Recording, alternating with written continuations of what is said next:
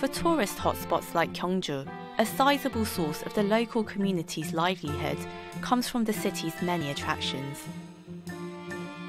Gyeongju was the capital of the Silla dynasty in Korea, one of the few kingdoms in the world that lasted 1,000 years.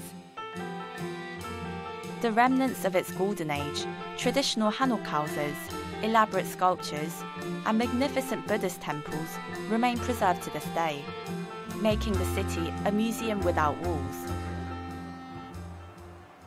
A mere 2 hours from Seoul on the KTX bullet train, these numerous cultural assets draw in millions of tourists every year. In recent years, however, the city has been venturing beyond its traditional tourist hotspots to develop new and sustainable attractions, and that's what I'm here to see today. The legendary bell of Gyeongsangbuk-do has been treasured by Koreans for countless generations.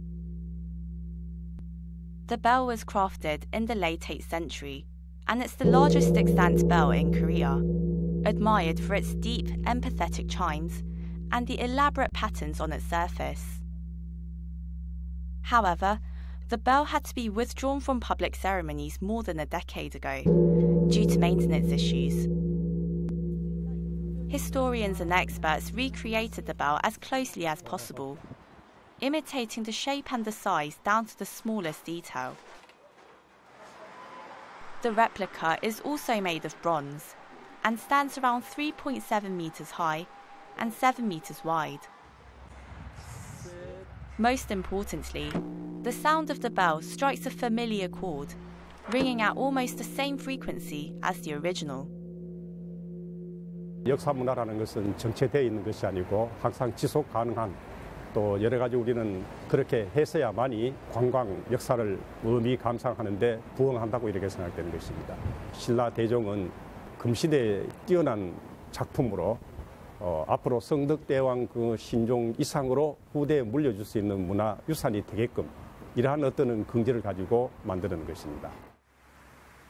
Just a 5-minute drive away lies the remains of the biggest Buddhist temple built in Silla during the apex of the dynasty. The 9-story pagoda beside it, at 80 meters high, was the tallest building in Asia at the time, a mark of the kingdom's unity and strength. However, the entire site was burned to the ground during the Mongol invasion of Korea in the mid-13th century, leaving only a few stones remaining.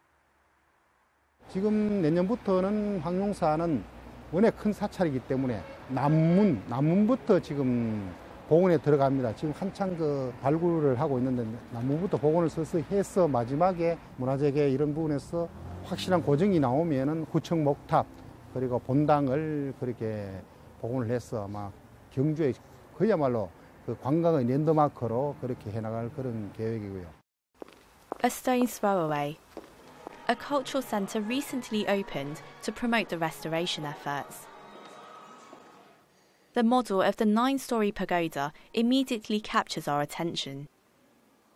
It's a tenth of the actual size, but the attention to detail is meticulous. 8년간 기간을 거쳐서 그 모든 고증과 그리고 또 우리 사료, 삼국사기, 삼국유사, 고려사 그리고 또 찰주봉기의 기록과 함께 발굴된 유물을 통하여 충분한 고증을 거쳐서 아주 그 당시의 것을 최대한 복원시킨 거라고 여겨집니다.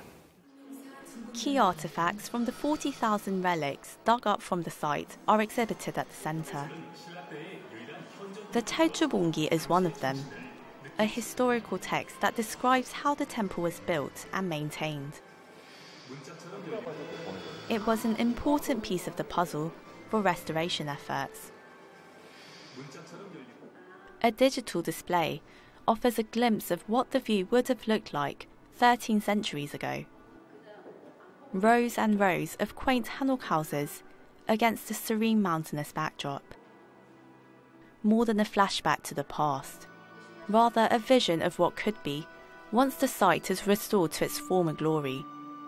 만져보고 느껴보는 자체는 문헌으로 보는 것과 다른 개념입니다. 그래서 우리가 고증을 통해서 복원하고 이러한 복원이 결국은 그 경주의 문화적 정체성을 더욱 확보할 수 있고 경주의 경제를 좀 활성화시키는 그런 측면에서 생각해 볼 수 있습니다. 결국은 문화유산을 잘 보존하고 또 고증을 통해서 문화유산을 복원한다는 것은 결국은 경주의 지속 가능한 경제적 발전을 위해서 중요한 요건이지 않겠는가 그런 생각을 하게 됩니다. Different cities, different aspects of sustainability. Korea's local governments are attracting greater international attention and recognition with their exemplary models of both urban and rural development. One of the reasons is that because Korean cities are more or less decentralized, they have given more independent authority over their cities. I think that way they are specializing in developing their own specific niche of development in each city. Empowering cities is the way forward in the face of global challenges ahead. If you want to attain climate stability, you need cities at the center of any solution. If you want sustainable development in the world, given how much cities attract attention as places for universities, places for science, technology and innovation, places for industry, research and development, cities really become central to that approach. Cities in Korea, not just fixated on restoring or maintaining legacies of the past, more than just directing magnificent structures for tomorrow. Beyond merely catering to the convenience of its human dwellers today, they are at the forefront of overcoming the complexities of the urban crisis